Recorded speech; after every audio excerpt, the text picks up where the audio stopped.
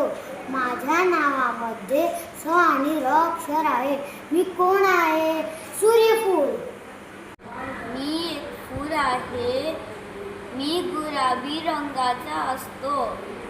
माझ्या पाकळ्या लांब आणि पातळ असतात. माझ्या नावामध्ये म आणि र अक्षर आहे. मी कोण आहे? कमळ.